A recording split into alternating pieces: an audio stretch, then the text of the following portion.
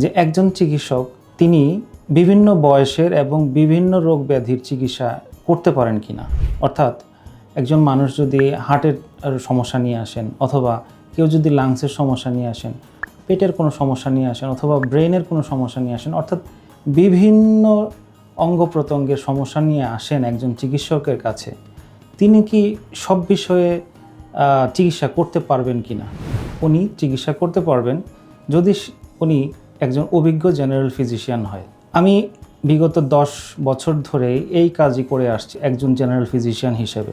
আমি ডাক্তার মোহাম্মদ জাকিরুল হক সম্রাট, বর্তমানে ঢাকা ন্যাশনাল মেডিকেল কলেজ হসপিটালে মেডিসিন বিভাগে রেজিস্ট্রার হিসেবে কর্মরত আছি। আজকে আপনাদেরকে যে জিনিসটা আমি জানাতে চাচ্ছি যে আমার চিকিৎসার পরিধি কতটুকু। মেডিসিন এবং মেডিসিন বিষয়ের যে রোগ ব্যাধিগুলো, অ্যাকিউট এবং ক্রনিক ডিজিজ যেগুলো রয়েছে, সেই বিষয়ে আমি পেশেন্টদেরকে চিকিৎসা দিয়ে থাকি।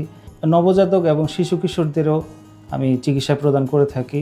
স্নায়ুতন্ত্রের রোগ ব্যাধি, সেক্ষেত্রেও আমি পেশেন্টকে চিকিৎসা দিয়ে থাকি।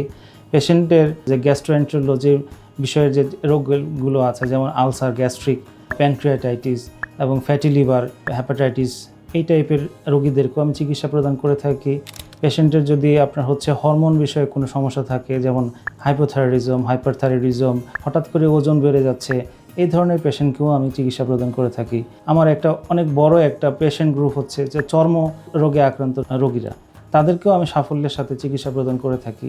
এবং অনেক পেশেন্ট আসে যারা যৌন বিষয়ে পরামর্শ নিতে আসে এবং চিকিৎসা প্রার্থী হিসেবে আমার কাছে আসে, তাদেরকেও আমি চিকিৎসা প্রদান করে থাকি। অতএব আমি বোঝাতে চাচ্ছি যে একজন জেনারেল ফিজিশিয়ানের চিকিৎসা প্রদানের যে ব্যাপ্তি, এটা অনেক বেশি, অনেক ব্যাপ্ত এবং এটি বিস্তৃত একটা পরিধি। একজন জেনারেল ফিজিশিয়ানের অনেক দায়িত্ব, অনেক কর্তব্য এবং তাকে অনেক কিছু চিন্তা ভাবনা করে তাকে চিকিৎসা প্রদান করতে হয়। এই কাজটি আমি সাফল্যের সাথে বিগত 10 বছর ধরে করে আসছি।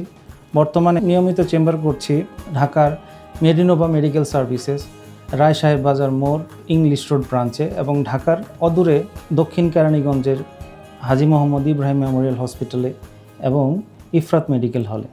ধন্যবাদ।